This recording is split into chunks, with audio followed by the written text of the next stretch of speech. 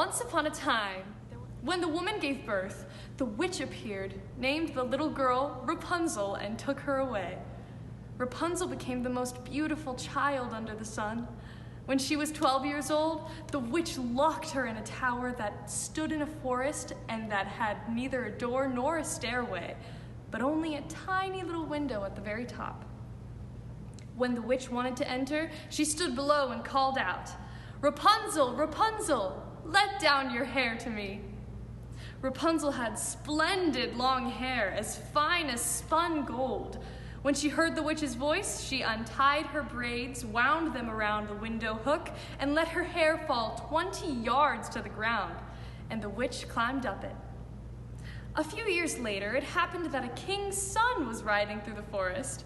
As he approached the tower, he heard a song so beautiful that he stopped to listen. It was Rapunzel, who was passing the time by singing with her sweet voice. The prince wanted to climb up to her and looked for a door in the tower, but none was to be found. He rode home, but the song had so touched his heart that he returned to the forest every day and listened to it. One time, as he was thus standing behind a tree, he saw the witch approach and heard her say, "Rapunzel, Rapunzel, let down your hair." Then Rapunzel let down her strands of hair, and the witch climbed up them to her. "If that is the ladder into the tower, then sometime I will try my luck." And the next day, just as it was beginning to get dark, he went to the tower and called out, "Rapunzel, Rapunzel, let down your hair." The hair fell down, and the prince climbed up. At first, Rapunzel was terribly frightened when a man, such as she had never seen before, came into her. However, the prince began talking to her in a very friendly manner, telling her that his heart had been so touched by her singing that he could have no peace until he had seen her in person. Then Rapunzel lost her fear, and when he asked her if she would take him as her husband, she thought, "He would rather have me than would old Frau Gothel." She said yes, and placed her hand into his. She said, "I would go with you gladly, but I do not know how to get down. Every time that you come, bring a strand of silk, from which I will weave a ladder.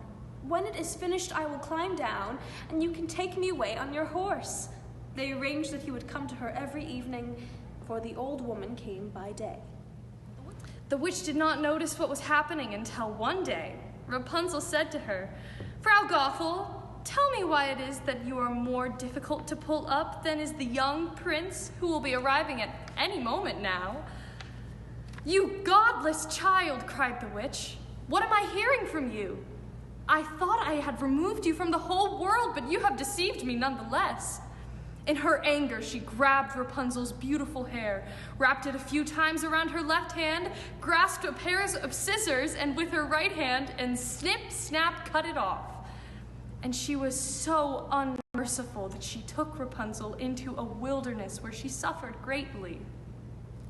On the evening of the same day that she sent Rapunzel away, the witch tied the cut-off hair to the hook at the top of the tower, and when the prince called out, "Rapunzel, Rapunzel, let down your hair," she let down the hair. The prince climbed up, but above, instead of his beloved Rapunzel, he found the witch, who peered at him with poisonous and evil looks. "Aha!" she cried scornfully.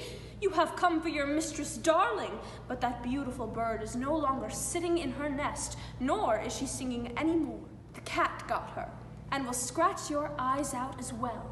You have lost Rapunzel. You will never see her again." The prince was overcome with grief, and in his despair, he threw himself from the tower. He escaped with his life, but the thorns into which he fell poked out his eyes.